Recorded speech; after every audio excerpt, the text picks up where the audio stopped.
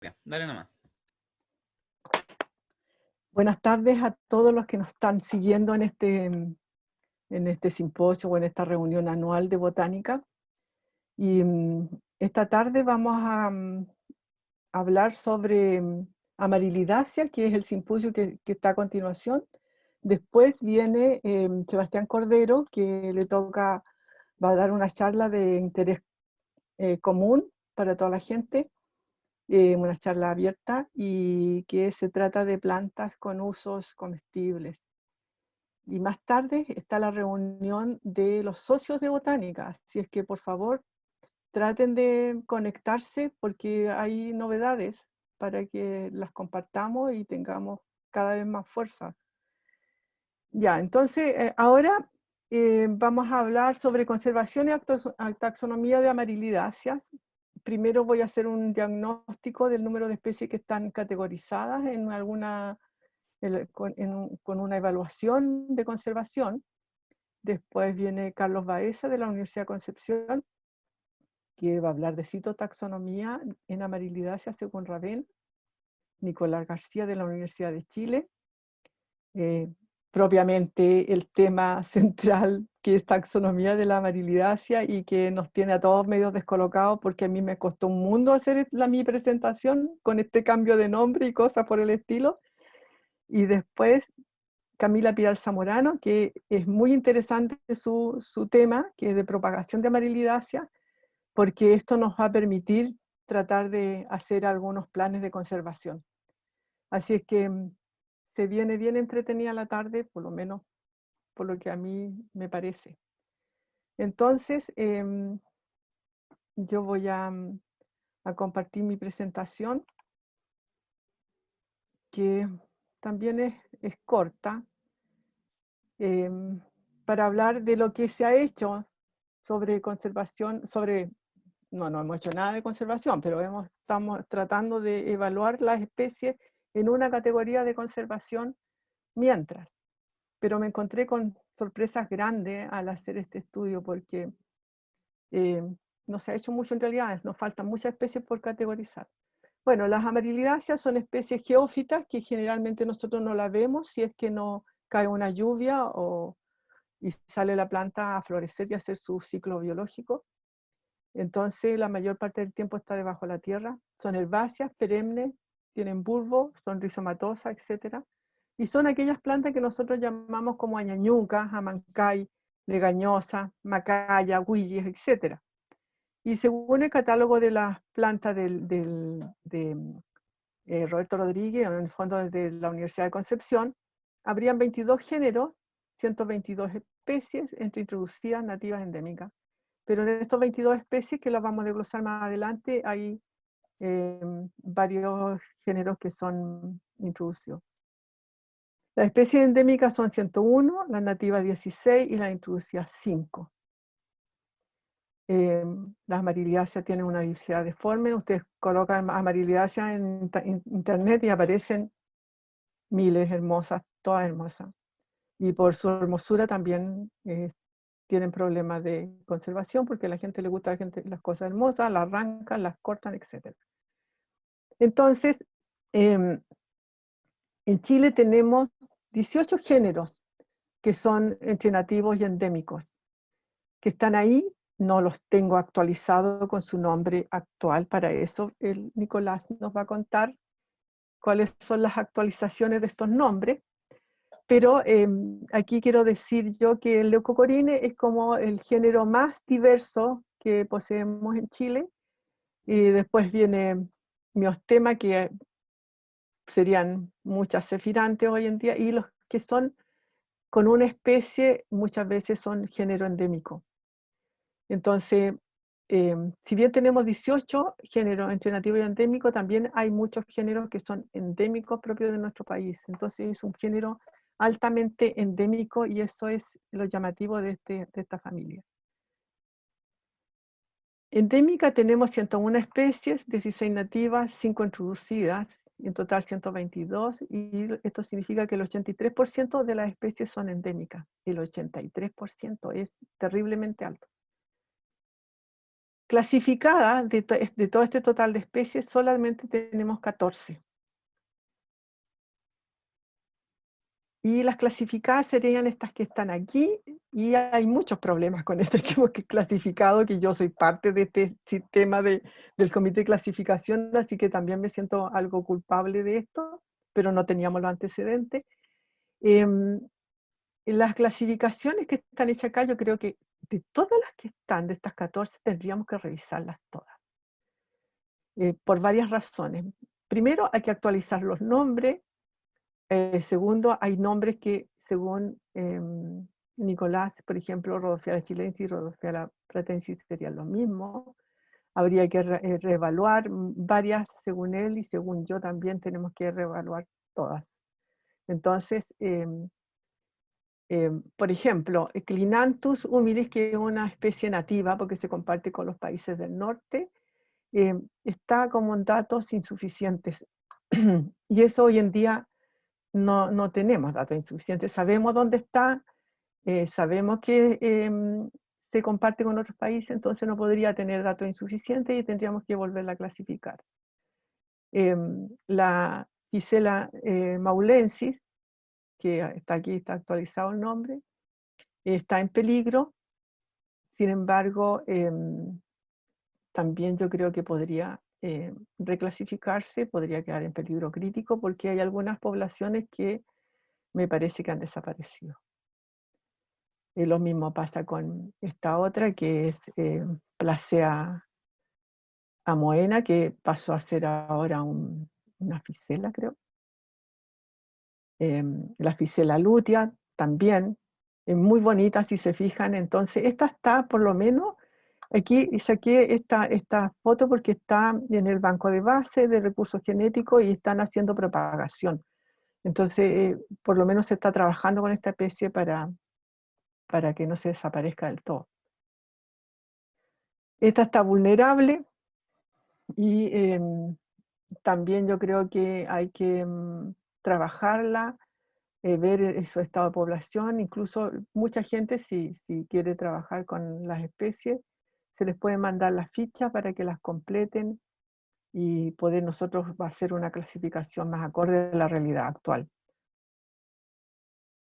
Esta está NT por un lado y vulnerable por el otro, porque acuérdense que dije que hay dos especies que tienen el mismo nombre, o sea, que ahora se unieron, según Nicolás. Entonces, aquí esto sí tenemos que volver a hacerlo de nuevo, como una entidad. Esta es preciosa, también está DD y y ahora tenemos los datos, entonces no podría quedar con datos insuficientes, hay que volverla a reevaluar. Por eso creo que todas las que hemos clasificado de la familia Amarilidaceae tendríamos que reevaluarlas.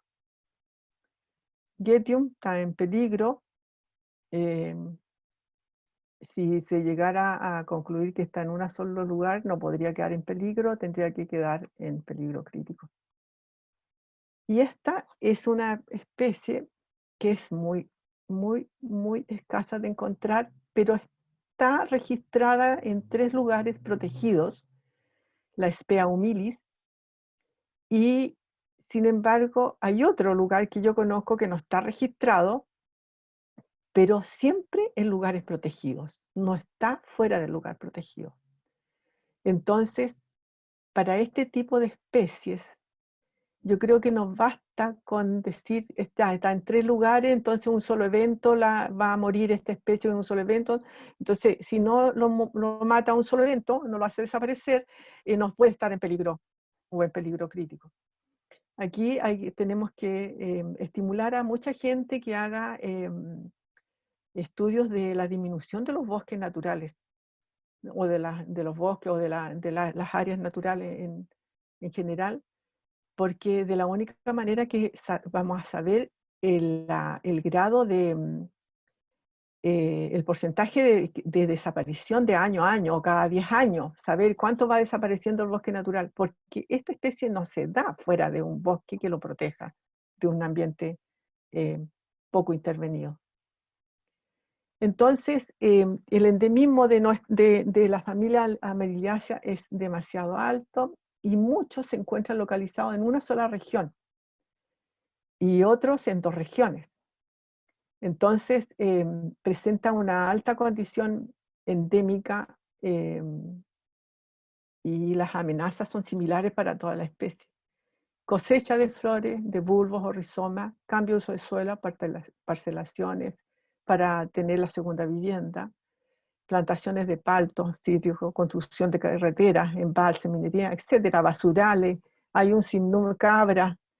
No quise ponerme la tela y enumerarlos todos, pero es una familia altamente susceptible a que sus especies también vayan desapareciendo porque son frágiles.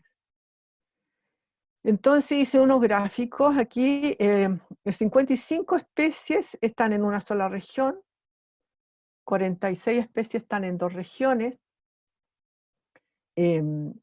nativa y endémica tenemos 117 especies y una sola región acá. Y las endémicas son 101 y 52 en una región. Entonces, hay que privilegiar, empezar categorizando aquellas que se encuentran en una sola región o que se encuentran en rangos de altitud pequeños. El 86% de todas las especies nativas o endémicas tiene distribución restringida. Entonces creo que es una familia que tenemos que prontamente empezar a categorizarla. Aquí está, me di la lata de hacer la lista para que la gente que va a ver esta presentación no tenga que hacerse el mismo trabajo. Entonces, todas las especies que están en una sola región, ahí están listados. Y todas las especies que están en 2 regiones, ahí están listados. Por si quieren regalarnos fichas. Para evaluar se debe considerar la extrema belleza, porque eso hace que la gente vaya y dice, oh, qué lindo, dentro de todo el mundo que sabe algo de plantas, va a ir a buscar los bulbos, los rizomas, y va a ir diezmando la población, o bien cortando las flores y no dejando las semillas. Considerar las que están en un rango altitudinal estrecho, sobre todo los de la costa. Disminución de las áreas naturales, esto es urgente, lo que dije recién, de saber qué porcentaje por año se va perdiendo en áreas naturales. Priorizar las especies que viven en la franja costera de Atacama, Coquimbo y Valparaíso, porque toda la costa está parcelándose para viviendas. La de Coquimbo y la de Valparaíso, para qué decir, la de Atacama ya comenzó también. Entonces, y son donde crecen muchas especies endémicas, porque son también propias del desierto florido. Minerías, carreteras, etc. Y también priorizar aquellas que no están en áreas protegidas. Bueno, estos son vicios de la gente que de alguna manera nosotros los botánicos o los educadores tenemos que hacer cambiar la lógica de esas personas. Los basurales, el camino, hacer camino sobre el desierto en flor, etc. Y no quise poner aquí unos ramos de flores cortadas porque ya era mucho. Y eso, mi presentación es cortita y esta foto de la última Cefirantes descrito. Entonces ahora daríamos, no sé si las preguntas vienen al tiro o vienen después, o pasamos a la segunda presentación. ¿Qué me dicen?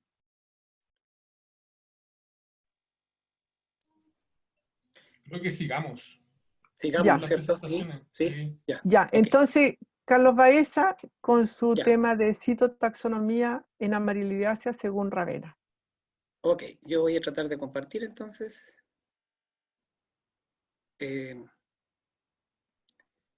Ahora.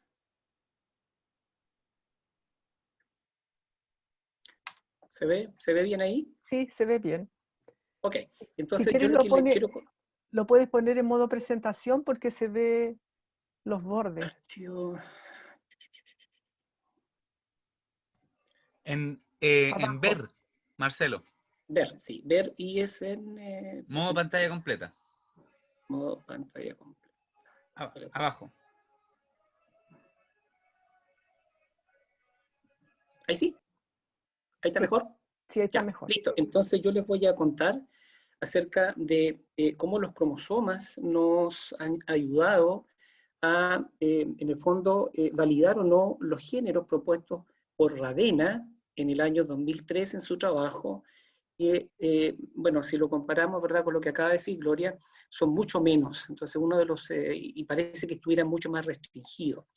Entonces, la idea fue, ¿no es cierto?, trabajar con este grupo, tal como dijo Gloria. Bueno, las flores son hermosas, no hay nada más que decir, ¿verdad? Y es una familia importante dentro de la flora de Chile por todos estos endemismos. Tiene una distribución bien particular, la mayoría está en este hotspot de biodiversidad, o sea, con los mismos problemas que tienen muchísimas familias dentro de nuestra flora. Cultivo, claro, vamos a ver, ¿no es cierto?, de que se pueden cultivar, lo que es importantísimo, endemismos, también súper alto, y los cambios. Estos cambios justamente han aparecido en el último tiempo, y yo diría que fue, el trabajo de Ravenna fue una fuente de inspiración para estos cambios, y en la actualidad, por supuesto, que el que ha generado más cambios es Nicolás, que es el que sabe del grupo, ¿verdad? Y en el fondo lo que yo les quiero presentar es esta visión de los cromosomas, o citotaxonómica, de los 11 géneros que Ravenna consideró en alguna oportunidad dentro de la familia Amariliaceae. Acá los que están en negrito son géneros endémicos, Batia, Miltenea, Ficela, Placea y Traudia, y aquí hay otros géneros que también fueron, digamos, creados por Ravenna, Famatina, bueno, Miostema revalidado, Rhodolirium también, etc. Entonces, fíjense en el concepto de miostema, que es lo que nosotros conocemos ahora como cefirante, nos va a contar Nicolás, no me voy a meter en el tema. Bueno, son muy bellas, ¿verdad? Donde crecen, a veces crecen, digamos, en una abundancia increíble. Aquí se ven creciendo con las altromerias, yo andaba colectando altromerias y me encontré con estas miostemas. Son muy abundantes y están muy cercanas a la costa, ¿eh? Y con todos estos los nuevos proyectos que hay de casas, lo que normalmente hacen que esto desaparezca. Bueno, Bagnoldi es otra de este grupo de las miostemas, muy abundante en el desierto florido, ¿verdad? Muy hermosa. Esta, que es de la costa, acá de la región del Biobío, yo soy súper regionalista, así que les voy a mostrar de lo que ingresa acá también, es, bueno, miostema volkmanni, fue uno de los nombres que Nicolás me dio hace tiempo atrás, pero ahora en este momento no tengo idea de qué especie es. Sé que es un cefirante, pero no sé qué especie. Bueno, Ficela, otro género precioso, ¿verdad? Cirtantoide en la quinta región. Ficela australi, esta es muy común acá en la zona, muy abundante, ¿verdad? Y esta Rhodolirium speciosum, ¿verdad?, que ahora ya no existe como tal, o sea, la planta existe, el nombre el que ha cambiado, y es una planta muy linda, muy común en la octava región, y esta foto que está acá es en el jardín de mi casa, ¿ya? Así que se puede cultivar sin mayores problemas. Bueno, este es otro Rhodolirium andícola que crece en la parte alta de la cordillera, es bastante común por lo demás.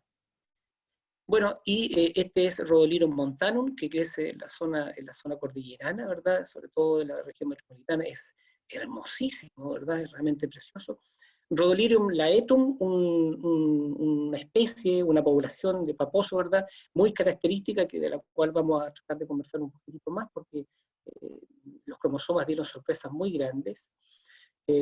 Bueno, esta, como les digo, es una especie de una zona bien particular y con mucho peligro. Bueno, Batia andina, ¿verdad?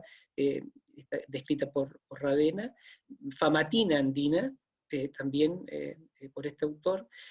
Aquí tengo una fotografía de una Famatina cisandina que me convidaron, un bulbito por ahí, y que floreció y estuvo con flores durante bastante tiempo en el invernadero bastante rasca que tenemos acá en nuestro departamento, pero algo es algo, y creció sin ningún problema.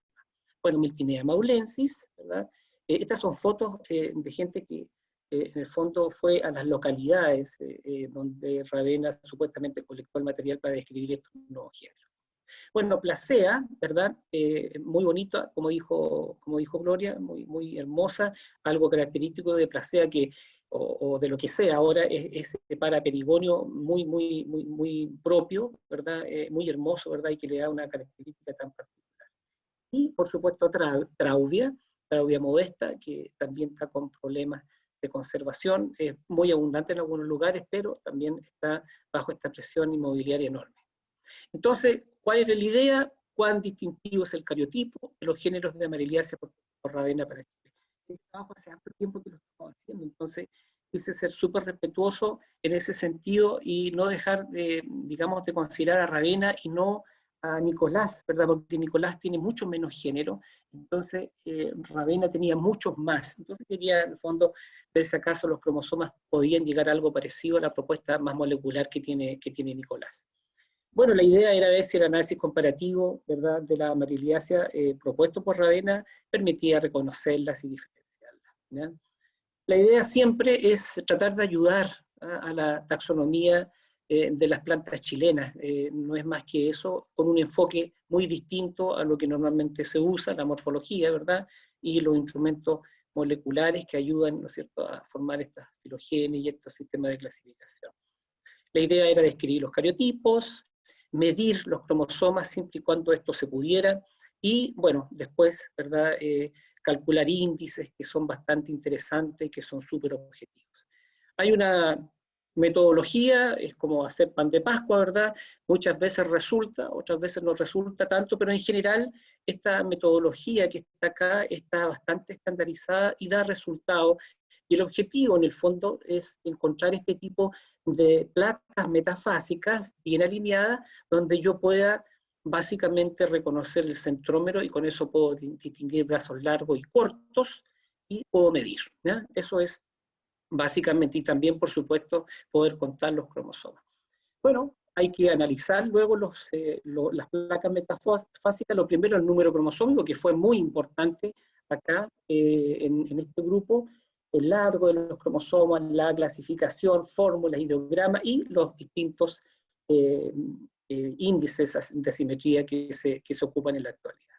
Bueno, como resultado, si aquí me meto de frentón, fíjense, se analizaron los géneros de Ravenna, y hay dos grandes grupos, un grupo con 2N, número diploide, 16 cromosomas, y 2N igual 18, o sea, hay dos grandes grupos. Y dentro del grupo de 2N igual 16, aquí aparece Miltinea maulensis y Ficela australis con la misma fórmula cromosómica, es decir, con el mismo número y, por supuesto, la misma arquitectura, los mismos tipos de cromosomas. Placea moena, también con 16, con esa fórmula cariotípica. Las dos especies de Rhodolirium que yo estudié, Speciosum y Anticola, ¿verdad?, con la misma fórmula cromosómica. Rhodolirium laetum, que también está en el grupo de los 16, con una fórmula cromosómica bien parecida a Rhodolirium speciosum y Anticola, pero aparece una característica acá, que es un cromosoma metacéntrico tercero, digamos el tercero en tamaño, que nunca había aparecido dentro de las Amariliaceae chilenas, al menos. Y por último, Traubia andina, con 16 cromosomas, y una fórmula cromosómica muy diferente y con una asimetría enorme del cariotipo. Y en este grupo de 18 cromosomas, fíjense, Famatina, cisandina, miostema advena y miostema pratense, aquí abajo tienen todos el mismo, es la misma fórmula cromosómica. Además tienen un cromosoma marcador, que es como una huella dactilar, que lo vamos a ver más adelante, y Famatina andina, que es lo mismo que Batia andina. Publicamos hace poquito con Jorge Macaya, que saludo, ojalá que esté escuchando Jorge, publicamos esto hace poquito y encontramos que es exactamente igual la fórmula cromosómica, pero aparecen pequeñas diferencias y cosas que no habíamos visto antes en esta otra especie, ¿ya? Que eso es algo que voy a discutir. Bueno, fíjense, aquí hay ideogramas de Famatina cisandina, miostema advena, miostema pratense y Famatina andina, todas estas con 2N igual 18, y fíjense que los cromosomas son idénticos en estos acá, ¿ya? Son exactamente iguales, Y el cromosoma 7 es el cromosoma marcador porque presenta una constricción secundaria acá en el brazo largo del cromosoma 7, ¿verdad?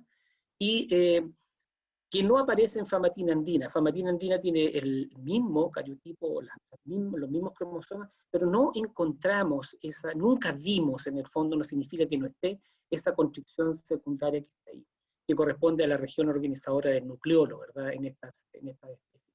Famatina andina sí presenta constricciones secundarias centroméricas en el cromosoma 1, 2 y en el 7, lo que nunca habíamos encontrado, ¿verdad? Digamos, en este grupo del 2n igual 18. Y no sabemos bien qué es lo que significa esto en este momento. Aquí solamente para que me crean, esta es una placa metafásica de famatina cisandina, ahí está el cromosoma 7 con esa colita que ven ahí, ¿se fijan? Como lo que deja un cohete cuando va volando, ese es lo que yo hago, digamos, referencia en esta zona de ahí. ¿Ya? Lo mismo con miostema vena, la misma esa colita, ¿verdad? Puede ser, es muy clara, se observa, no siempre, pero digamos, si uno trabaja a nivel poblacional con muchos individuos de la población, esta aparece normalmente. Lo mismo en miostema pratensis, se ve muy bien esa colita en el cromosoma 7. En cambio, acá en famatina andina, aquí está el cromosoma 7, no observamos absolutamente nada, pero sí con esas flechitas que estoy indicando. Acá aparecen las constricciones secundarias, ahí centromérica, o pericentromérica, es como si le hubiesen pegado, ¿verdad?, un estirón en el cogote, ahí el centrómero, ¿verdad?, de este cromosoma. Eso nosotros no, al menos yo nunca lo había visto en este grupo. Otra característica súper interesante es que en miostema vena aparecen estos cromosomas supernumerarios, los cromosomas beta. Aquí hay uno, o sea, 2n igual no 18, sino que 19, o aparecen dos, ¿ya? Lo que es bastante raro, los cromosomas beta supernumerarios no se sabe muy bien para qué sirven, pero parece que hacen más bien que mal, ¿ya? Eso es más o menos en términos bien generales y pragmáticos lo que hay en la literatura. Ahora, si vemos en este grupo de 2n igual 16, aquí tenemos un ideograma de Ficella ígnea y Miltinea maulensis, y fíjense cuál es la característica fundamental, que presentan esta constricción secundaria, estos satélites, en el brazo corto del cromosoma número 4, ¿ya? En la porción telomérica, la parte terminal del cromosoma número 4. ¿Ya? Este viene a ser como el cromosoma marcador, como la huella dactilar de Ficella y de Miltinea. ¿Ya? Aquí hay un trabajo que hicimos con un tesista hace años atrás, que está publicado en una revista argentina, y se ve claramente que el cromosoma 4 se ve este satélite, que es una secuencia de ADN bien particular, qué sé yo, en el cromosoma 4. Y el resto, por supuesto, de los cromosomas son exactamente iguales. Si lo vemos en una placa, en Ficella ígnea, ahí se fija que son como unos cachitos, como no sé si alguien es de mi generación y vio el Chapulín Colorado, ¿verdad? Las antenitas de vinil en el fondo vienen a ser muy parecidas a lo que ustedes observan ahí. ¿Eh? Es muy bonito y muy llamativo por lo demás. Y Miltinea maulensis también se observa la misma característica. Entonces, da la impresión de que Ficella y Miltinea son la misma cosa. Otra cosa interesante en Ficella escarlatina es que encontramos tetraploides. Solamente, yo al menos, he encontrado solamente tetraploides, no muy abundantes, pero hay en una especie de Ficella. En miostema nunca he encontrado. Si vemos en el resto del grupo de 2n igual 16, ¿qué pasa con Placea moena, Rhodolirion especiosum y Rhodolirion laetum, que es un caso aparte? Fíjense, todas tienen 16 cromosomas, aquí está el ideograma haploide, y algo interesante, que en todas, ¿verdad? Placea, Rhodolirion y este Rhodolirion laetum, los dos primeros pares de cromosomas son metacéntricos, bastante grandes, y solamente en Placea y en Rhodolirion el tercero es submetacéntrico. Acá en Rhodolirion laetum no, es metacéntrico, y eso la hace ser o tener una categoría bien especial. Cuando publicamos con Nicolás el trabajo de citotaxonomía, de alguna manera dejamos claro de que esto era muy raro, y bueno, en conversaciones internas por acá, siempre pensamos que Rhodolirion era algo totalmente, Rhodolirion laetum, algo totalmente distinto a las amariliáceas que nosotros conocemos. Ahora, Son parecidas Placea moena y Rhodolirum speciosum, por supuesto que se parecen. Sin embargo, los cromosomas 6 y 7 permiten diferenciarlo en un trabajo fino. Son submetacéntricos en el caso de Placea moena y son metacéntricos en el caso de Rhodolirum. Estos datos todos tienen, están con desviación estándar, así que son así. Hay que trabajar bastante y bien limpio nomás. Bueno, acá placas metafásicas de Rhodolirum speciosum y Placea arsae. Fíjense, acá están los últimos dos pares de Rhodolirum speciosum, son típicamente metacéntricos, hay vuelta que darle, y Placea arsae son de tipo submetacéntrico. Y por último, lo que tiene que ver con Rhodolirum laetum, fíjense, esto es parte de la publicación que hicimos con Nicolás. Bueno, aquí aparece claramente, ¿no es cierto?, que el par 3 es metacéntrico, ¿verdad? Algo interesante también, hay un pequeño polimorfismo entre homólogos acá en el cromosoma 7, aquí aparece también con un satélite, algo totalmente nuevo, ¿no? Rhodolirum laetum era otro mundo, ¿verdad? Y los cromosomas realmente fantásticos, se dieron muy bien, muy fácil de trabajar. Y bueno, Travia modesta, no hay vuelta que darle, desde el punto de vista morfológico y también citotaxonómico es algo totalmente distinto. O sea, hay dos pares de cromosomas grandes metacéntricos que son prácticamente igual y el resto son todos cromosomas supercéntricos, muy irregulares, es muy raro la citotaxonomía de este grupo y muy diferente al resto. Entonces, como para poder concluir ya, fíjense, según lo que nosotros hicimos y el trabajo de Ravenna, Miltinea no es más que una ficela. Miostema incluye a Batia, Famatina y a Rhodophyala, que es un género que anduvo dando vuelta bien manoseado por ahí, y bueno, Miostema se come a todo esto, o estos son parte de Miostema. Rhodolirum es un buen género, Placea desde el punto de vista citotaxonómico igual, y Traubia igual. Y Rhodolirum laetum no sabemos, o no sabíamos, bueno, ahora sabemos con el excelente trabajo de Nicolás, ¿verdad?, de que se trata de algo totalmente nuevo. Entonces, de todos los géneros que tenía Ravenna, quedamos reducidos a 1, 2, 3, 4, 5, 6 géneros, o sea, disminuyó bastante. Ahora, si lo comparo así a grosso modo con Nicolás, ojalá que no se asuste y no le quité alguna diapositiva de su presentación, bueno, Ficela, Miltinea, pero tal como dijo Gloria, Placea se lo comió de alguna forma Ficela, ¿ya? Vamos a ver que desde el punto de vista citotaxonómico esto no es tan claro como lo dicen las herramientas moleculares, ¿verdad? Pero bueno, también tanto esta como lo de Nicolás son propuestas, ¿verdad? La verdad no la tiene nadie, y son nombres nomás, así que no tiene cero importancia. Bueno, Cefirantes corresponde a Batia, Famatina, Miostema, Rhodophyala, Rhodolirum, ¿verdad? Es un buen género. Papozoa pasó a ser el nombre de Rhodolirum laetum, si no me equivoco, y Traubia. Entonces, quedan reducidos, no hay tantos géneros dentro de la amariliaceae chilena, ¿verdad? Es mucho más claro ahora, y lo que significa que se puede ya meterle la mano a lo que importa, a lo que hay en la naturaleza, que son especies. Cuando no tenemos género en la naturaleza, tenemos especies, y bueno, ahora hay que tratar de definir bien cuáles son, para poder protegerle y todo lo demás. Ahora, como yo les dije que se podía medir esto, bueno, aquí tenemos lo último que se utiliza, ¿verdad? Son estos diagramas de dispersión en base a índices intracromosomales e intercromosomales. Este está relacionado con la asimetría de los cromosomas y este con la longitud de los cromosomas. Fíjense, y esto es lo que dan. Miostema, o Cefirantes, como sería, está incluido Famatina, ¿ya? Esta es una cosa. Traubia aparece aquí, distinto. Rhodolirum laetum también, bastante distinto. Y aquí, ¿verdad?, aparece Rhodolirum, las dos especies con las cuales yo trabajé.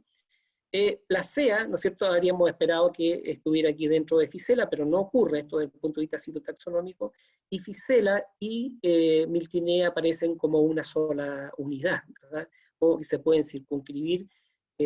Y bueno, esto es en el fondo la propuesta, ¿ah?, desde el punto de vista citotaxonómico de lo que en el fondo propuso hace bastante tiempo ya Ravenna, y que yo le saco el sombrero a Ravenna, tiene un ojo pero maravilloso, una persona bien particular, ¿verdad? Y bueno, eso es lo que yo les puedo contar. Esto de esta especie, ¿verdad? La batia andina que encontramos, que no aparece con tan clara dentro del grupo de los 2n igual 18, parece extraño, ¿verdad? Aunque, bueno, es del grupo, no hay vuelta que darle, es un cefirante, no hay ninguna duda, ¿ya? Bueno, doy los agradecimientos, hay harta gente que ha trabajado acá, Eduardo, Ruiz, Nicolás, Pedro, Pato Nova, Marcelo Rosas, que ha ayudado a Fernando una tesita, qué sé yo, y a la universidad, y a ustedes también por escuchar. Muchas gracias por la presentación, por escuchar la presentación. Eso es Gloria, no tengo nada más.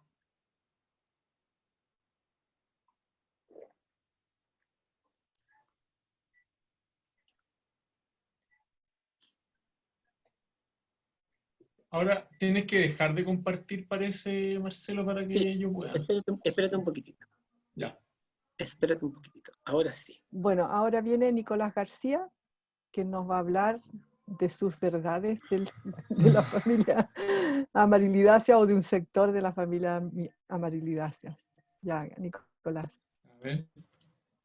Espérenme un poquito.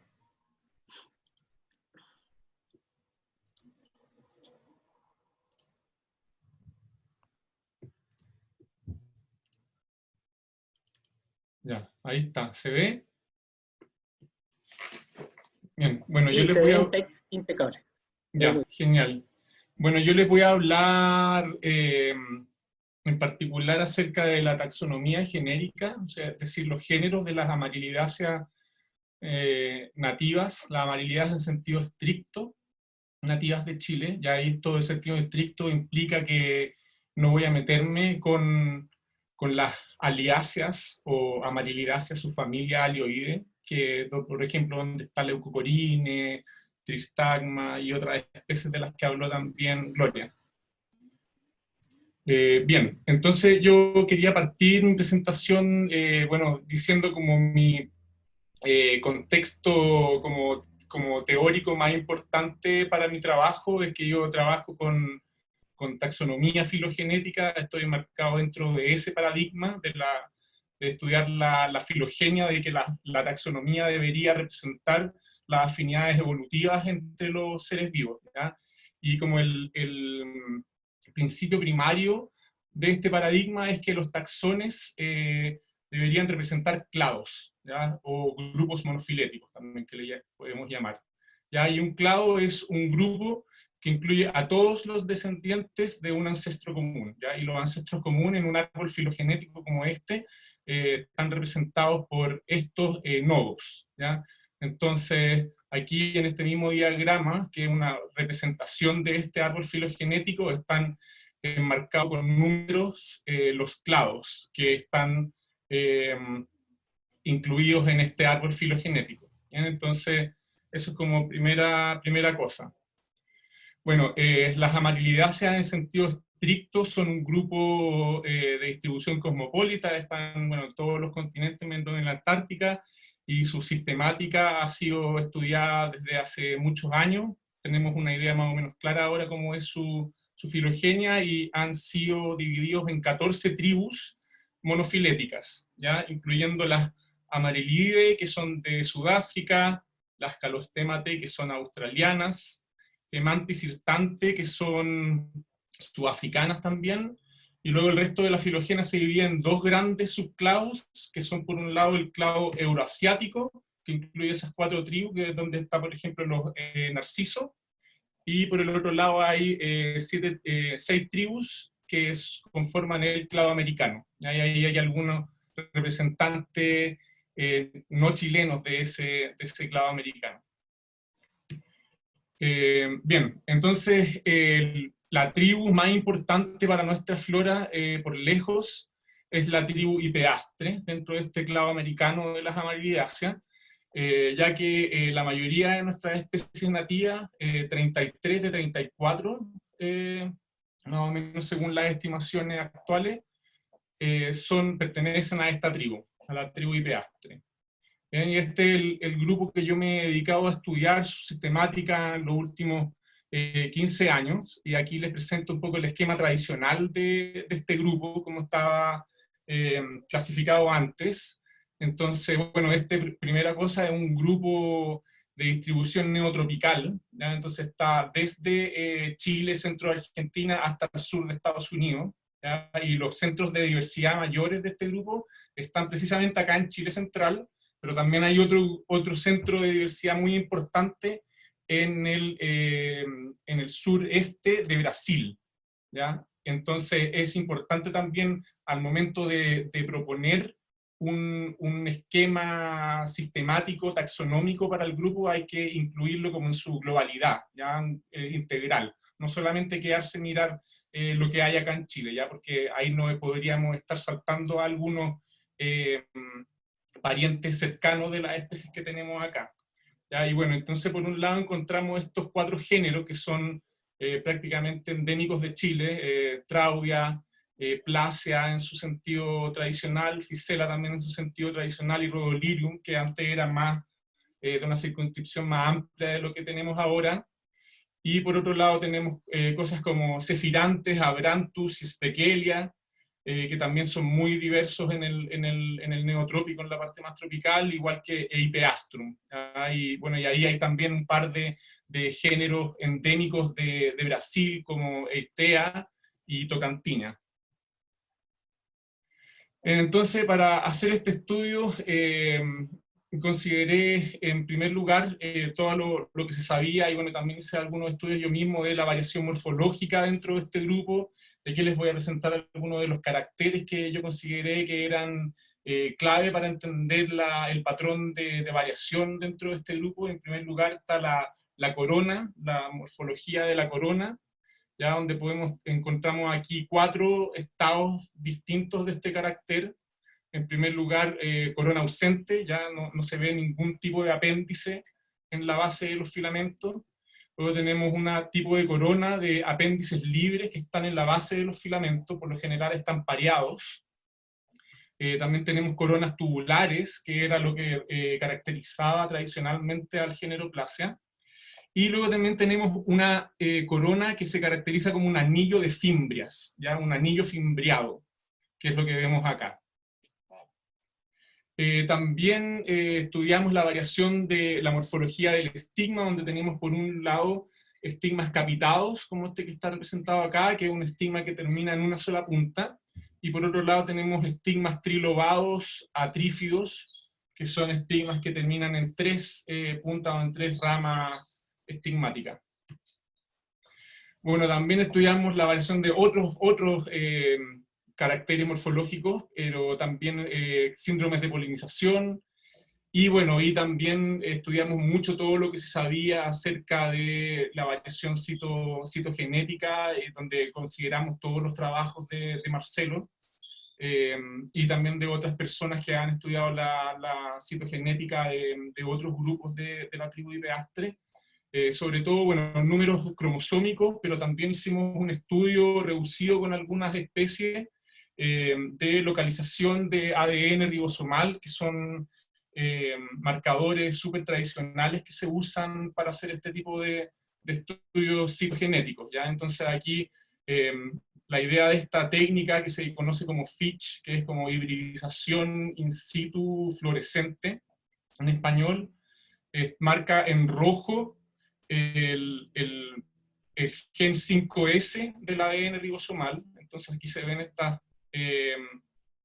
estas marcas rojas, y en verde, la señal verde marca el 45S, que es el otro gen tradicional que está marcado aquí en verde, del ADN ribosomal, ¿ya? Y que es donde está, por ejemplo, está inserto ahí en el 45S, está el gen ITS, que es un gen nuclear muy utilizado para filogenia.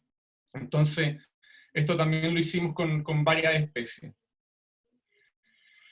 Bien, y bueno, y obviamente también estudiamos la filogenia molecular del grupo con muchos marcadores, y encontramos varias cosas, varios resultados. En primer lugar, desde los primeros estudios que hicimos de la filogenética del grupo, vimos que el grupo está dividido en 2 grandes subclados, que nosotros los formalizamos al nivel de subtribus, que son la subtribu Traubine y la subtribu Hipeastrine, y también vimos que cada una de estas subtribus podía caracterizarse por diferentes números de cromosomas. Ya en la subtribu Traubine, todas las especies tienen 16 cromosomas, la mayoría, y en la subtribu Ipeastrine, las especies diploides, porque aquí hay mucha poliploidía en este grupo, las especies diploides tienen 12, 18 o 22 cromosomas, ¿ya? Pero no 16. Bueno, también vimos que la mayoría de los géneros tradicionales dentro del grupo no eran monofiléticos, ¿ya? Entonces eso nos dio una primera señal de alarma de que había que hacer cambios para poder cumplir con este principio primario de la taxonomía filogenética, de que los taxones tienen que corresponder a clados, a grupos monofiléticos. Y bueno, y también, por último, también vimos que sobre todo aquí en este grupo, en la Ipeastrine, la evolución ha sido muy compleja, y bueno, y el grupo está muy enredado porque hay signos de evolución reticulada, ¿ya? Evolución reticulada tempranamente dentro de la historia evolutiva de este grupo, ¿ya? Entonces incluso al nivel diploide, que es por ejemplo lo que se muestra acá, hay ya signos de evolución reticulada en este grupo. Entonces muy compleja su evolución. Y bueno, y tomando en cuenta esa historia evolutiva que conocemos y también integrándola con lo que conocemos acerca de variación morfológica y también de los cromosomas, es que propusimos el año pasado este esquema, una propuesta de géneros para la tribu Ipeastre, que reduce todo el número de géneros que se conocían tradicionalmente a solo 6 géneros, que están marcados aquí con distintos colores, y bueno, y también propusimos una clasificación subgenérica para Ipeastrum, que no tenemos acá en Chile, y para Sephirantes. Bien, entonces en cuanto a la morfología, hay también, aparte de los números cromosómicos, que ya dije que las Traubine tienen 16 cromosomas, también aquí toda la especie, todos los géneros de este grupo tienen un estigma capitado, mientras que la mayor parte de la especie de aquí, de la Ipeastrine, tienen estigma trífido. También las Ipeastrines están caracterizadas, tanto Sephirantes como Ipeastrum, por el tipo de corona. Ya todas tienen una corona fimbriada, un anillo fimbriado, que es el tipo de corona característica de estos grupos. Y bueno, entonces ahora les muestro un poco un repaso de los géneros que están presentes acá en Chile de este grupo. En primer lugar, Traubia, que como mencionó Gloria y Marcelo, es un género monotípico, endémico de Chile, que tiene solamente esta especie, Traubia modesta. Ahí está su distribución desde la provincia del Choapa hasta la provincia del Marga, es una especie muy escasa, muy poco colectada, pero también porque tiene una época de floración que es muy rara, que por lo general no hay muchos botánicos buscando flores en esa época, que florece como a fines del verano o principio del otoño. Luego también está Papozoa, que es un género que describimos para acomodar a lo que se conocía antes como Rhodolirium laetum o como Rhodophyala laeta, que fue como la describió Filippi. Y Papozoa también es un género monotípico y endémico de Chile, y aquí está su distribución en el desierto costero de Taltal, ya en la costa de Antofagasta y en el sector de Pan de Azúcar en la costa de Chañaral. Rhodolirium queda reducido solamente a 2 especies y lo podemos caracterizar, bueno, tanto Traubia como Papozoa y Rhodolirium no tienen ningún tipo de corona, ¿ya? Y bueno, yo mencioné ya que todas las Traubine tienen el estigma capitado, pero Rhodolirium se puede diferenciar de las otras porque los escapos son unifloros, ¿ya? Tienen solamente una flor por escapo, Rhodolirium, ¿ya? Y la primera especie, que es la más conocida, es Rhodolirium montán, la ñañica grande de cordillera, que se distribuye desde la provincia de Limarí hasta la cordillera de la provincia de Talca. Y en segundo lugar está Rhodolirium andícola, que se distribuye sobre todo en la cordillera de la Araucanía, ya es donde está la mayor parte de los registros para esta especie, pero hay registros históricos desde la cordillera de Linares hasta el Mochochohuenco en la cordillera de Valdivia. Y Ficela, que en el sentido, en la circunscripción que yo estoy proponiendo, incluye al género Placia, ¿ya? Y de esta manera podemos hacer que este grupo sea monofilético. Y bueno, yo actualmente estoy trabajando en la taxonomía de especies de este grupo. En la actualidad hay más o menos 3 especies, pero yo estoy ahora viendo, según mis resultados que tengo ahora, que en verdad en este grupo hay entre 16 y 19 especies. Entonces hay harto trabajo taxonómico por hacer.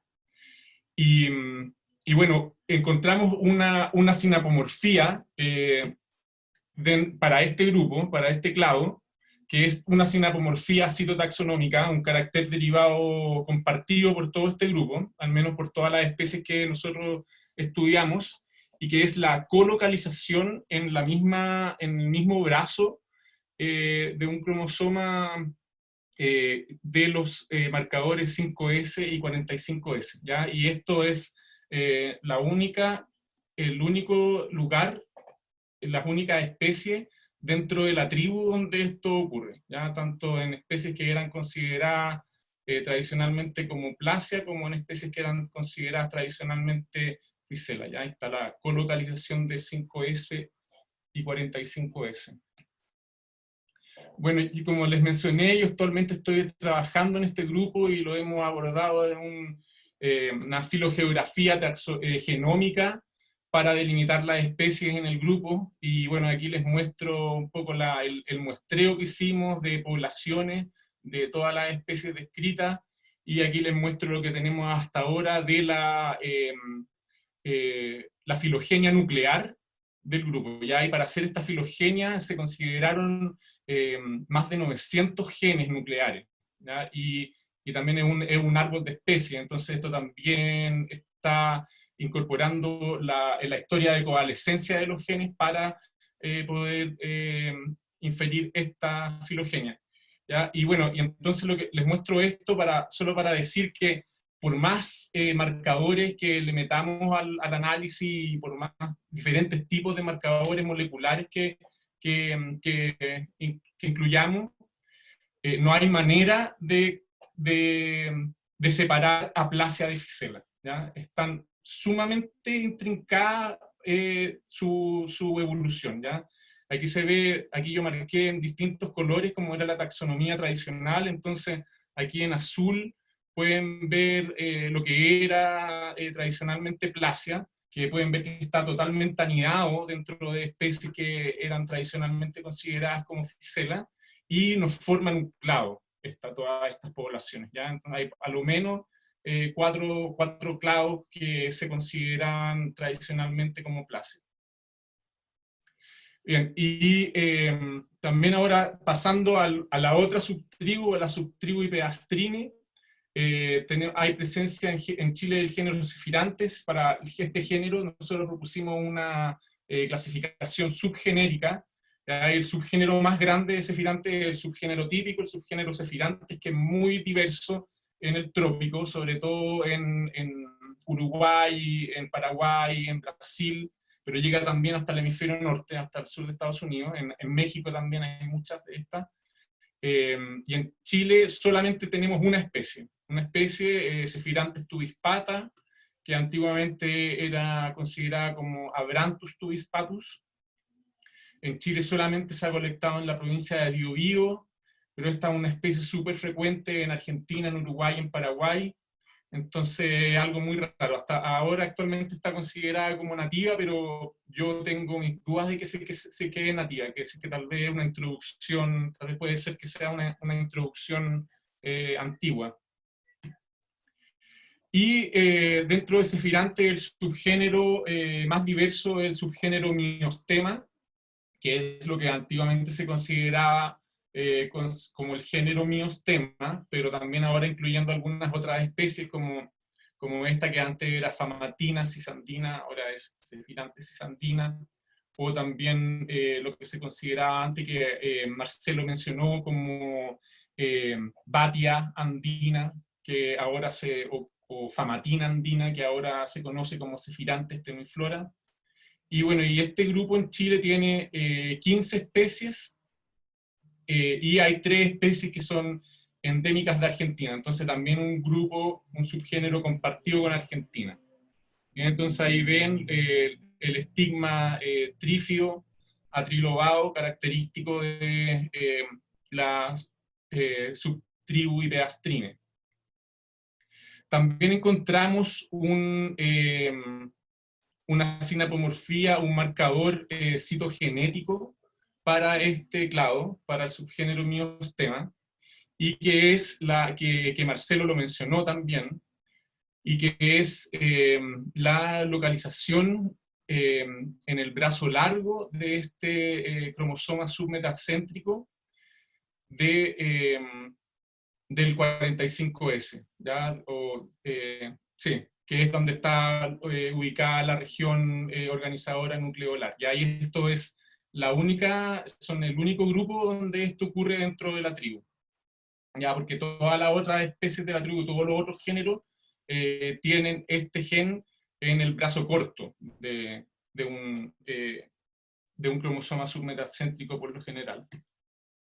Bien, y la única especie nativa de Amarilidaceae en sentido estricto fuera de la hipeastre es Clinanthus humilis, que pertenece a la tribu clinante, que es una tribu mucho más diversa en Perú y en Bolivia. Y bueno, y que también la mencionó Gloria, ahí está con sus flores que emergen, solamente el perigonio, el ovario siempre se queda bajo tierra. Y bueno, y para terminar, desafíos pendientes en la taxonomía de las Amarilidaceae en Chile es básicamente clarificar la taxonomía a nivel de especies para Ficella, que es algo que estoy yo ahora llevando a cabo, y también para Cephiranthes subgénero Myostema, que también es un lío. Muy complicada la taxonomía específica de ese grupo también. Y bueno, los agradecimientos a todos mis colaboradores, a las fuentes de financiamiento, obviamente, y bueno, muchas gracias por su atención.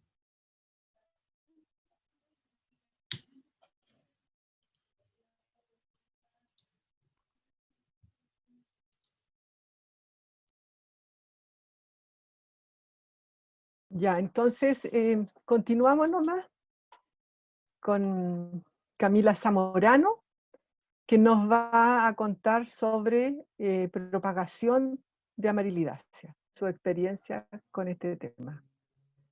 Camila, puedes comenzar.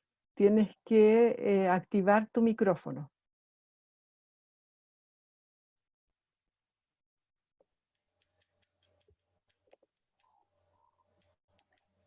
Y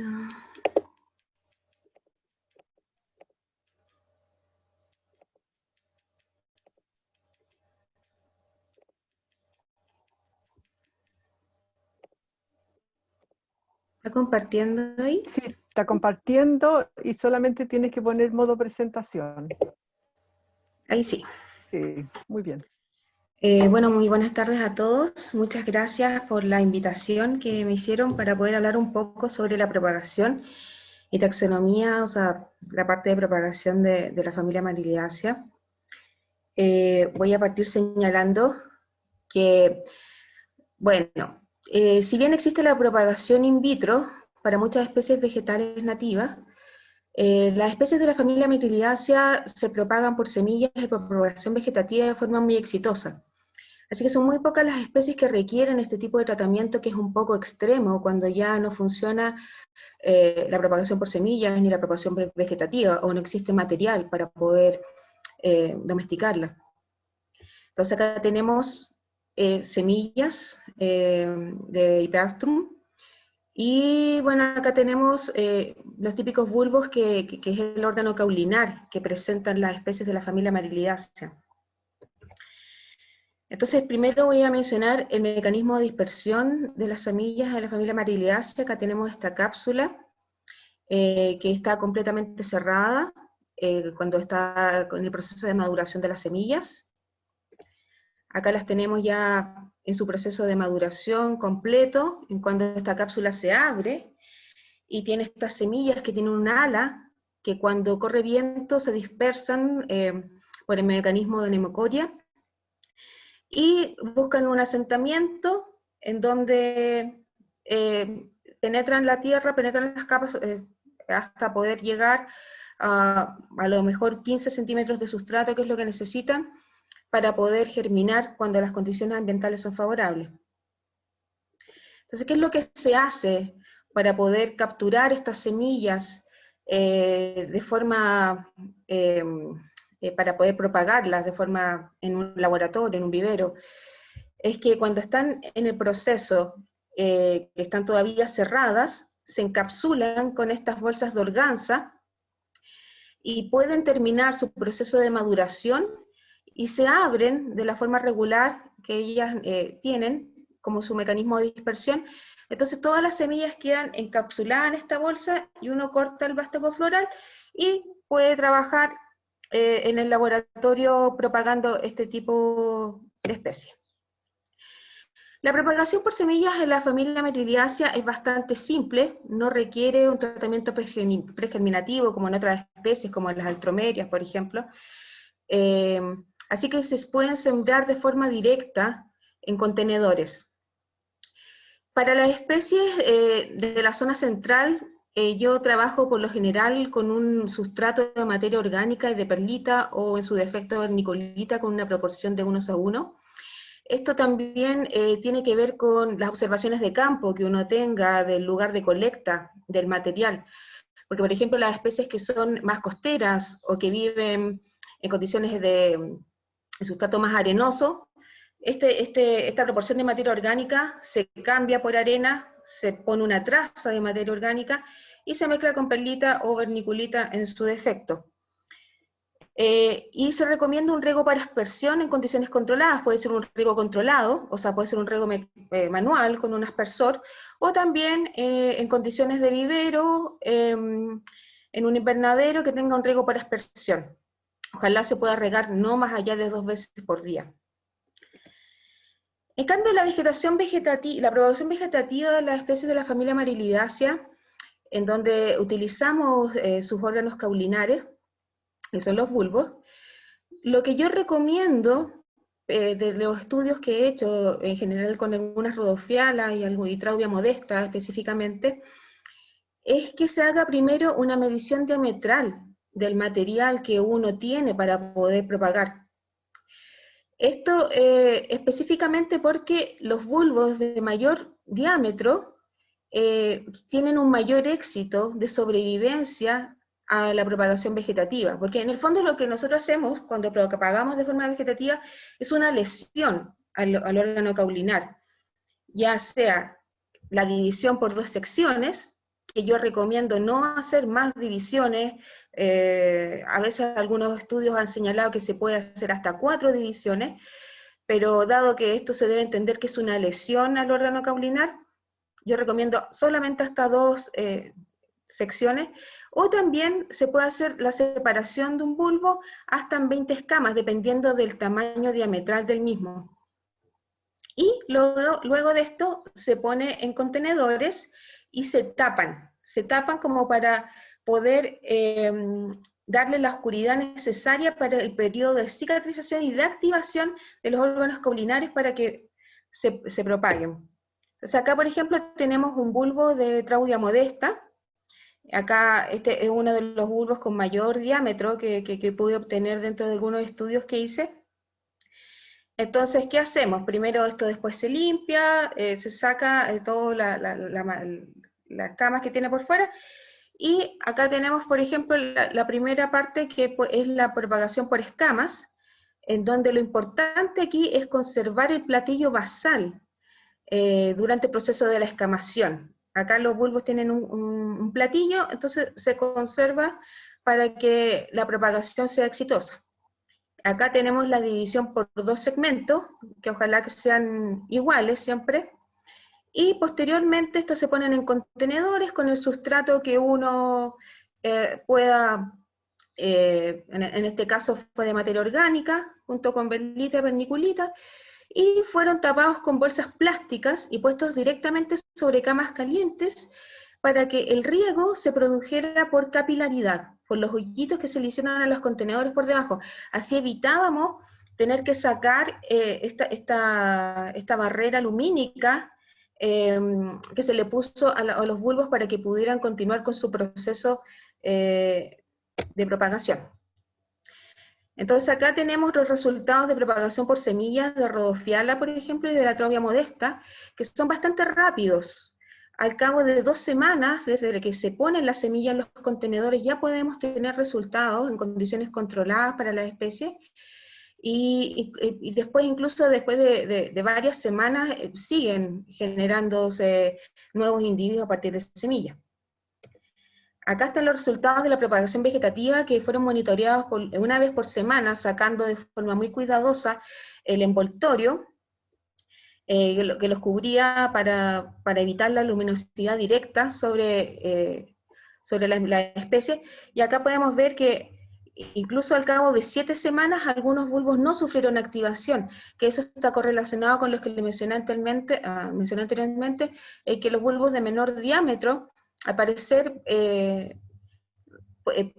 muy violento el hecho de dividirlo en 2 secciones, y los bulbos de mayor diámetro sí reaccionan de mejor forma a la propagación vegetativa.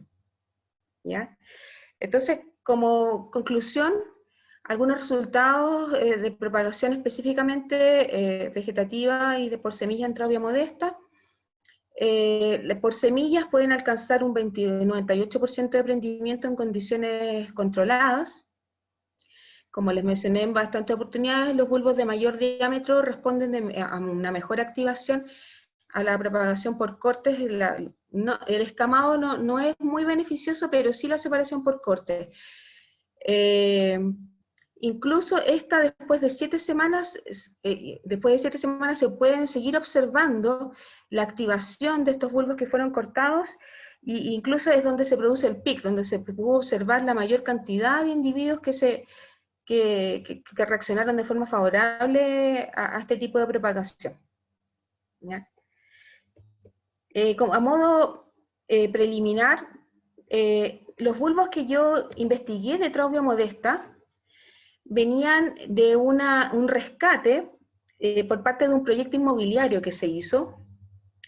Los bulbos fueron rescatados no gracias al mejor mecanismo, entonces llegaron en muy malas condiciones al Jardín Botánico Chagual. Ya fueron almacenados en bolsas de polietileno, por ejemplo, entonces eso produjo mucha deshidratación en los individuos. Entonces hubo que primero hacer una clasificación del material que sí se podía someter a una propagación vegetativa, con el fin de poder recuperar un poco el material original que se había perdido casi en un 50% por el tema de la deshidratación, por un mal almacenamiento. Entonces, por eso también se tomó esta decisión metodológica de separar el material, de medirlo, de pesarlo, y de trabajar con el material que estuviera en mejores condiciones, y tratar de recuperar el material que estaba casi al borde de la deshidratación. Entonces, como estamos hablando un poco acá de la conservación de la familia Amarilidaceae, esto, yo que trabajo en el mundo de la consultoría, es muy frecuente. Es cada día, con todo este boom de proyectos fotovoltaicos, eólicos, inmobiliarios que amenazan zonas de alta riqueza y de alta biodiversidad, como mencionaba Gloria anteriormente, los sectores costeros de la 4ª, de la 5ª región, etc. Se propone mucho este mecanismo de rescate de especies geófitas, pero en realidad hay varios tipos de problemas, de que a veces no se sabe trabajar con el material es rescatado de mala forma, el material es llevado a cualquier parte, Y por último, también las relocalizaciones también se hacen en sitios que no corresponden, se pierde mucho material. Entonces hay una fuga de germoplasma producto de este tipo de propuestas de rescate y relocalización, no solamente de la familia Mariliaceae, sino de otras especies de plantas geófitas. Entonces, yo creo que, como decía Gloria, que también es urgente hacer una actualización de las fichas de clasificación de especies por parte del Ministerio del Medio Ambiente y todas las personas que podamos colaborar en ello. También es urgente tener un protocolo de rescate y relocalización estandarizado y en el fondo también con una alineación de ciertas entidades que puedan velar. Porque, ¿qué pasa con este material finalmente? Porque, por ejemplo, este material que yo rescaté de Traubia modesta, nadie sabía que estaba ahí, nadie sabía cuántos bulbos al final se habían rescatado. Yo trabajé libremente con el material, se pudo compensar un poco la pérdida de órganos caulinares que había tenido, pero quedó, en este caso, en el Jardín Botánico Chagual, y solamente como una medida de conservación ex situ, pero una medida de conservación ex situ no regulada, siendo que era un proyecto que sí había sido sometido al sistema de impacto ambiental y que había comprometido una medida de mitigación para poder asegurar la continuidad de la especie, ¿ya? Estas medidas de propagación por semillas y por vegetativa a través de los órganos caulinares de cada especie, yo creo que pueden ser utilizadas en situaciones casi críticas. La propagación vegetativa, ojalá no tuviéramos que llegar a cortar los órganos caulinares de los bulbos para poder asegurar la continuidad de su especie, porque así lo que estamos haciendo es casi endogamia. Así que yo quiero llamar un poco también como a la comunidad a poner estos temas en la palestra, porque como les digo, existe una cantidad de proyectos en este momento dentro del sistema de impacto ambiental, y las autoridades sí están pidiendo campañas de primavera para incorporar la evaluación de estas especies dentro de las líneas de base, pero en realidad tampoco la autoridad tiene mucho conocimiento para poder hacer lineamientos claros sobre la protección efectiva de estas especies. Así que eso era más que nada mi presentación.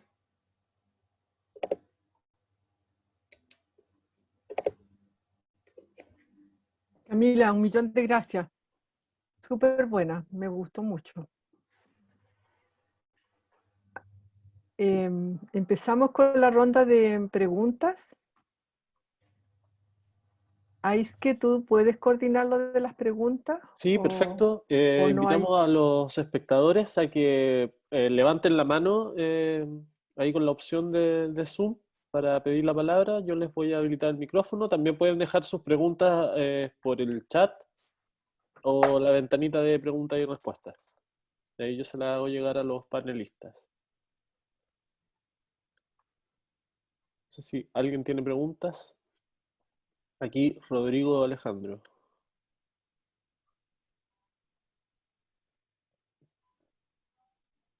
Una pregunta, cuando ustedes cortan el bulbo en dos para producir estas amabilidáceas, al cortar el bulbo, cortan también las yemas caulinares que tienen estos bulbos, o solamente cuando está entero el bulbo puede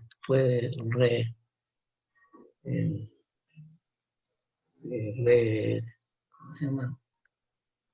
Rehacerse, o puede hacerse una nueva planta. No sé si me entiende la pregunta. O pueden hacer dos plantas de un bulbo, o solamente uno por la yema caulinar que tienen. Por eso, al igual que el escamado, el corte, por eso yo recomiendo dividir el bulbo solo en dos secciones, porque cuando ya las divido en 4, la probabilidad de lastimar la yema es mayor. Entonces, efectivamente, si yo corto un bulbo de un diámetro significativo, conforme a la descripción de la especie, puedo obtener de un bulbo cortado en dos, obtengo 2 ejemplares. que en el fondo son clonales. ¿Entiendes? No sé si Gracias. le respondo Sí, su pregunta. gracias.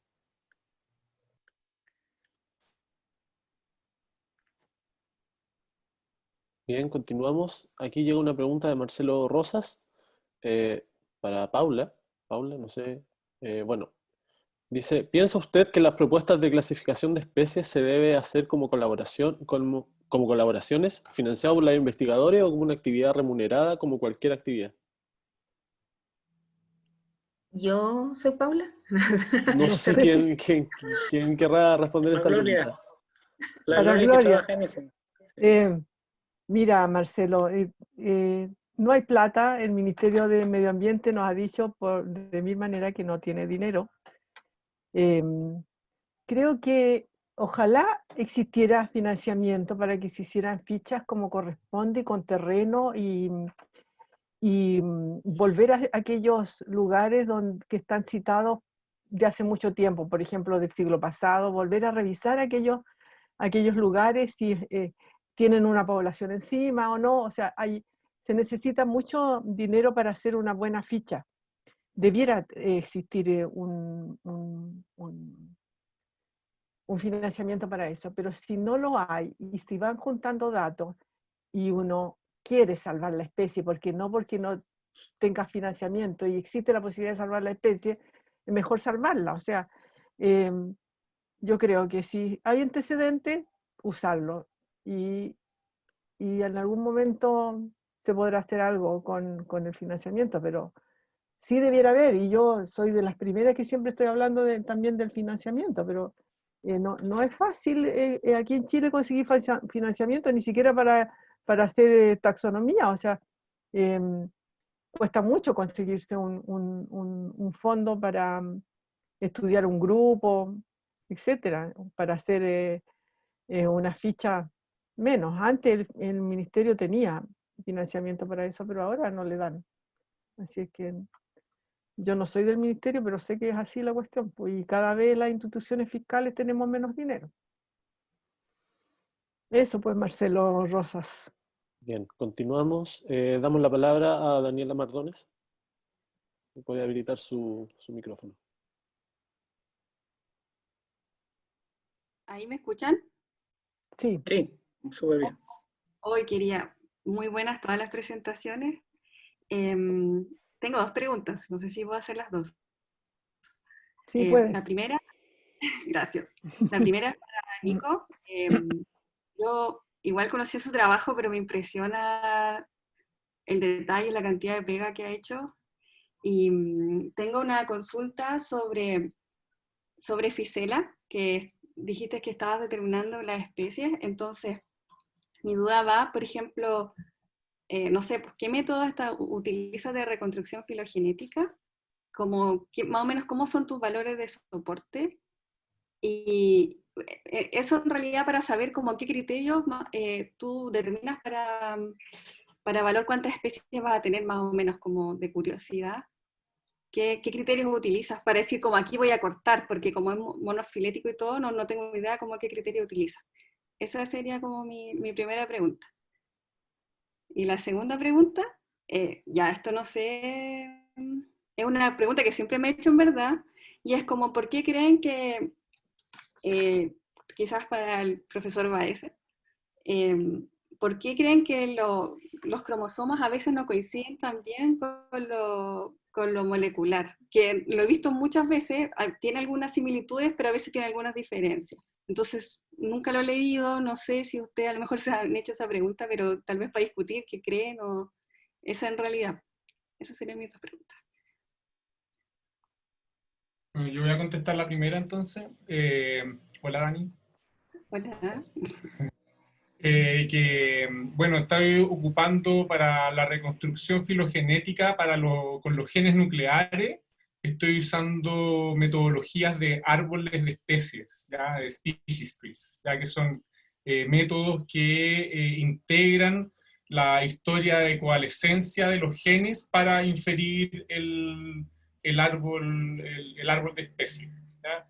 Y bueno, de programas estamos usando básicamente Astral 2, creo, o Astral 3, creo que es el último, y también Starbeast, que es otro método de coalescencia de árboles de genes. Y bueno, y también, eso no lo mencioné, pero también tenemos súper hartos datos del cloroplasto. De hecho, tenemos para todos mis individuos, que yo bueno, tampoco lo mencioné, pero tengo 47 poblaciones de Ficela, y son 150 y tantos individuos. Entonces muestré varios individuos por población, y tengo para todos mis individuos, tengo también alineado el genoma completo del cloroplasto. Entonces tengo hartos datos de cloroplasto, y eso lo hemos analizado hasta ahora con métodos más tradicionales, ¿ya? Como RAXML o Mr. Base, ¿ya? Porque se analiza diferente a los genes nucleares. Y bueno, y son muy diferentes la filogenia. Entonces yo ahora estoy inclinándome más a considerar lo que me está diciendo los genes nucleares para después hacer la propuesta de la delimitación de especies. Y bueno, y para eso, hasta ahora no tengo un resultado claro, pero vamos a usar como base la topología que nos están dando los métodos de árboles de especies con los genes nucleares. Y bueno, ya hay métodos de delimitación de especies basados en caracteres moleculares, y para mí lo ideal es también eso, poder integrarlo con la variación morfológica, ¿ya? Que también hay métodos para hacer eso, ¿ya? Y bueno, estamos trabajando para eso. Muchas Estamos gracias. trabajando para ustedes. Estamos trabajando para ustedes. Sí. Bueno, yo quiero... Hola Daniela, ¿cómo estás? Hola, hola. Bueno, es súper interesante tu pregunta, y ocurre muchas veces. Es complejo dar una respuesta así como definitiva, pero muchas veces, incluso dentro de una población o de poblaciones de la misma especie, ¿verdad?, con un rango de distribución latitudinal distinta en cuanto a las colectas, a veces aparecen dentro de un cromosoma, de un par de cromosomas, algunas características morfológicas dentro de los cromosomas que son distintas a las otras poblaciones, y tú comparas la morfología clásica de la flor, donde tú, o algún componente molecular, y no hay nada, o sea, no aparece nada a nivel molecular o a nivel morfológico que justifique esa diferencia donde tú en una construcción secundaria, en un satélite, o en un número más chico de los cromosomas, una longitud total de los cromosomas distinta. Y eso es una gran pregunta. ¿Qué es lo que está pasando ahí? O sea, si yo puedo decir que hay un proceso, ponte tú, de microevolución en esa población, que no sabemos para dónde va la micro, ¿ya? Será un proceso como de microevolución que tuvimos la fortuna de pesquisar en ese momento nomás. Ahora, ¿cuál es el resultado fisiológico o molecular? No tengo idea. Tú sabes que el número de genes con los cuales se trabaja es muy pequeñito, ¿verdad? Y siempre van apareciendo cosas nuevas, y quizá aparezca algo a futuro, es lo más probable, que de alguna manera aclare, justifique por qué hay esa diferencia morfológica dentro de un cromosoma. ¿Te fijas? Entonces, aparecen, como te digo, de repente algunas características que son propias de una población, pero que no le confieren ninguna cosa en particular a esa población distinta a las otras poblaciones, ¿ya? Eso es como un gran dilema, y nosotros siempre nos quedamos con la idea de que son procesos microevolutivos que todavía no sabemos para dónde apuntan. ¿Te fijas? Son como ensayos, como cosas que pasan dentro de la evolución del grupo, y que por algo estará pasando, ¿no es cierto? Y quizás en un par de miles de años más esa población puede adquirir alguna característica diferente a las otras, no tengo idea, ¿te fijas? Pero ocurre con mucha frecuencia a nivel de la evolución de los cromosomas dentro de un grupo, y también que de repente a nivel molecular aparecen algunos individuos que presentan cosas distintas. Entonces es un gran misterio, muy entretenido, y ahí habrá que afinar la puntería con nuevas técnicas y tratar de entender en el fondo de de ver algún sentido de eso, que nos acomode a todos y a todas. Eso es, en el fondo, no es más que eso. Muchas gracias. Bien, damos la palabra a Cristian Atala. Hola, felicitaciones a los cuatro, se pasaron muy, muy interesantes los 4 temas que abordaron distintos aspectos. Yo tenía como 2 preguntas, comentarios, y el Diego se me adelantó porque escribió una, así que les voy a leerla del Diego porque es básicamente una de las mismas cosas que yo quería decir. El Diego dice que gracias, además del cambio en uso del suelo, la extracción de ejemplares naturales completos de sus semillas para exportación de este hermoso grupo es una amenaza creciente. ¿Ven posibilidades de controlar esto? Como sociedad botánica, ¿se podría proponer a la autoridad que esto se controle? Eso es básicamente lo mismo que yo iba a preguntar, agregando yo un poco a la protección del patrimonio natural de Chile, que en el fondo en otros países comparables no se puede, está prohibido por ley que tú saques material genético, plantas, animales, lo que sea, así nomás, digamos. Y acá sí se puede. Entonces no sé si ven algún avance o hay voluntad de que esto ocurra, tanto como para la gente, ¿no es cierto?, que saca del cerro, como para páginas que venden semillas a cualquier parte y vamos a terminar comprando nosotros los bulbos a Holanda o a no sé dónde, como flores de corte después. Entonces, eso. Yo creo que como sociedad botánica nosotros podríamos hacer algo. Podríamos incluir a las amarilidáceas en cómo están las cactáceas y cómo están las orquidáceas, que están en una categoría de conservación que no se permite la venta fuera del país, pero sí dentro del país. Entonces, yo creo que habría que, son CITES, las orquídeas y las cactáceas. Podríamos ponerlas en CITES, pero tendríamos que como sociedad hacer una petición a CITES para incluirlas. Pero yo creo que es urgente hacerlo, porque hay poblaciones que tienen una distribución muy restringida, que si se echan toda la población a un saco, después ya no está. Simplemente la especie o esa población que hay un género que tiene 3 poblaciones, si se arranca una población ya disminuye drásticamente en un 30%. Entonces, yo creo que tendríamos que presionar nomás. Y eso se evidencia gracias a estos estudios que se hacen de revisiones taxonómicas y de darse cuenta que la familia Amarilidácea está siendo sometida a esta extracción por coleccionistas. Bueno, sin duda yo creo que efectivamente hay una fuga de germoplasma importante por parte de aficionados, coleccionistas, gente particular. O sea, desde que esto se produce, desde la fuga de germoplasma que hicieron los holandeses y ahora que nos venden la Alstroemeria con royalty, no ha pasado nada. Se han generado algunas ordenanzas municipales, por ejemplo en el sector del Huasco, en el sector Florido, con algunas multas, pero la fiscalización es muy precaria. Yo creo que también hay una ausencia importante de educación ambiental hacia la población, en que en el fondo que conozca este patrimonio, que entienda que hay algunas especies que son endémicas, que son micropoblaciones, que no se van a encontrar, que sí se extinguen. Por ejemplo, el caso de Phamates mamaulensis, que hablaste tú, Gloria, me recordé que había una micropoblación en el sector de la central Los Cóndores, en la 7ª región.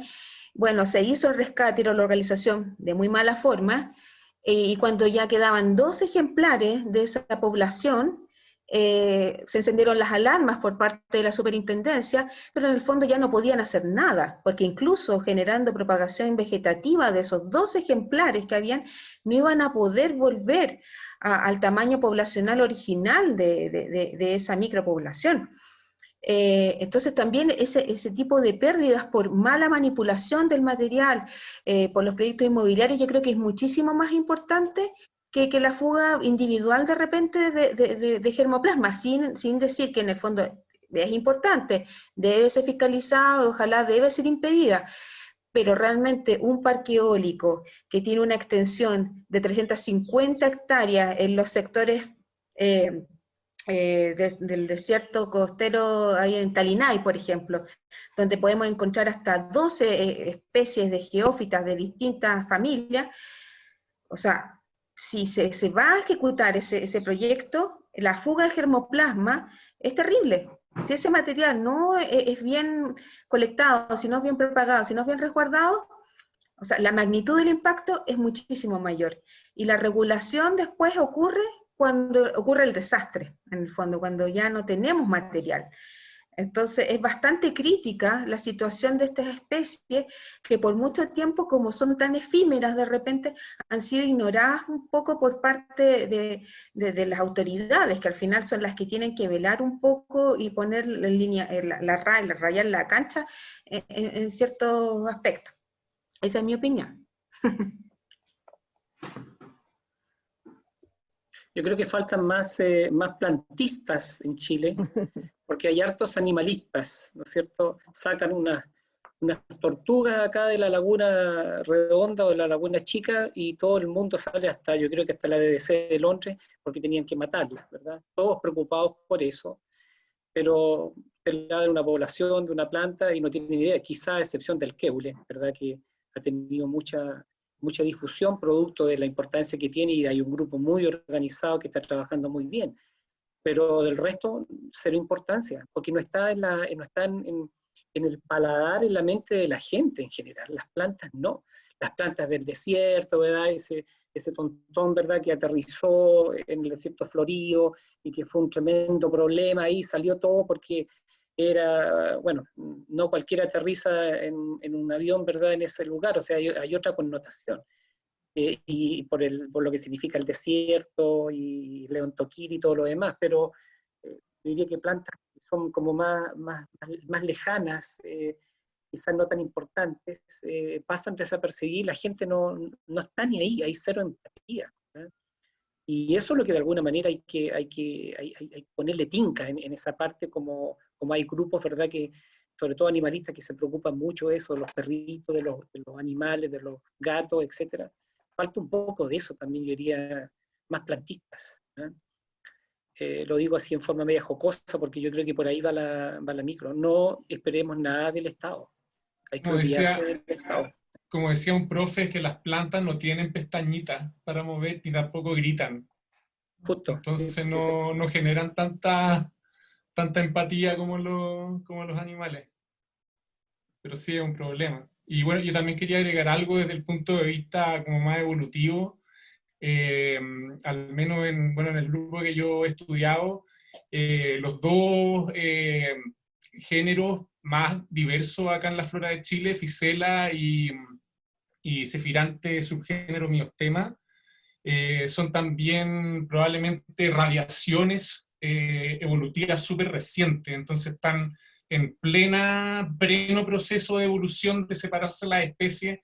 Y bueno, y también y en Ficela, que yo tengo hartos datos con harto detalle, hay varias especies y especies putativas, especies que tal vez están por describirse, que se conocen solamente de una o de dos poblaciones solamente. Entonces, cualquier daño que se haga, claro, a una de esas poblaciones, potencialmente podría tener un impacto súper significativo sobre toda la especie. Eso.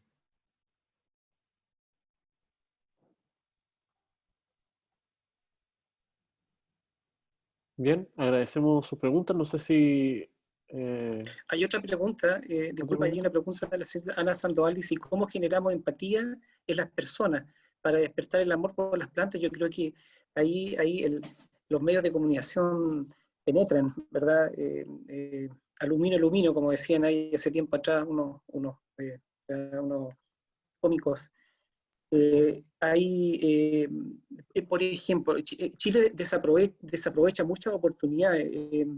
Esta especie de repente aparecen trabajos o algunos artículos en diarios potentes, en el Mercurio, qué sé yo, el día domingo, hablando sobre algunas cosas relacionadas con más naturalistas, ¿verdad? Esto del bisón en el sur del país. Está pronto a describirse una nueva especie en Alejandro Selkirk, ¿verdad? Diría que esa es una muy buena oportunidad de gente que tenga contactos, ¿verdad? Hay gente que le gustan mucho las plantas y que tiene muy buenos contactos, ¿verdad? De hacer una especie como de videos o que salga en televisión nacional, aunque me cargue el canal, pero que salga porque llega mucha gente. Y ahí la gente mira eso y va de a poco tomando conciencia de lo que tenemos. Y si hay especies importantes que están apareciendo todavía como nuevas para la ciencia, bueno, después Nicolás va a describir nuevas especies, entonces yo creo que falta un asunto comunicativo, de comunicación, y yo creo que esta nueva situación que estamos viviendo, pandemia, ¿verdad?, que permite comunicarnos como estamos ahora, que es probable que esto después haya muchas personas que lo vean, que no tienen que ir al Congreso y pagar una inscripción, ¿verdad?, para poder ver este tipo de cosas, tengan esa información. O de alguna manera publicitarlo a nivel de los colegios. Los colegios están fascinados cuando uno les pone un link para que los estudiantes que tengan interés vean este tipo de cosas que son más naturalistas, ¿verdad? Que no son tan específicas, que son más como de querer lo que tenemos y conocerlo, ¿se fijan? Entonces yo creo que hay una labor periodística, científica, que es re importante y que no se está haciendo. Lamentablemente somos todos nosotros los que estamos tratando de hacer las cosas y nosotros no tenemos esa profesión, o sea, tiramos el córner y lo cabeceamos también. Tiene que haber gente especialista en eso, en marketing, como está lleno, ¿no es cierto?, en los programas, no sé, en el comercio y todo. Tiene que haber un periodismo científico, ¿verdad?, que nos ayude también y que se crea el cuento. Porque entre nosotros siempre nos estamos quejando, hacemos una catarsis enorme, pero hace 20 años que estamos en las mismas. No logramos nada. Sí, pero, por ejemplo, nuestras instituciones saben que nosotros estamos en esto. Debieran mandar a una persona de cada institución a sacar una nota de esto. Pero ¿cómo tú vas a estar cateteando? Oye, te voy a hacer tal cosa y quiero que hagas una nota para que salga al público. No, es una cuestión también que tiene que ver con la institución tiene que ponerse la camiseta con su país y con su historia natural, con su flora y su fauna. Y la institución aprovechar a Nicolás, que va a hablar sobre un grupo endémico prácticamente entero de Chile. Entonces, ahí hay, sí, eso que dices tú, falta de aprovechar a lo que está estudiando el especialista, botánico o zoólogo. Bien, vamos a dar espacio a una pregunta más de Marcelo Rosas y concluimos. Ahora puede habilitar su micrófono.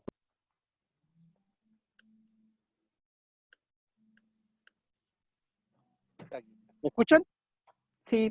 ¿No? Ya, perfecto. Miren, disculpen, estaba en terreno en este momento, precisamente hacer un estudio, trabajando en un estudio de estos que implican un poquito de destrucción al daño al ambiente. Miren, en mi opinión, es responsabilidad, la pregunta que hacía recién de quién paga esto, porque la señorita, perdón, era Camila, me equivoqué de nombre, era dirigida a ella, ella dijo, deberíamos colaborar. Mire, yo he hecho más de 100 propuestas y muchos colegas han hecho muchísimas propuestas de estado de conservación de las plantas.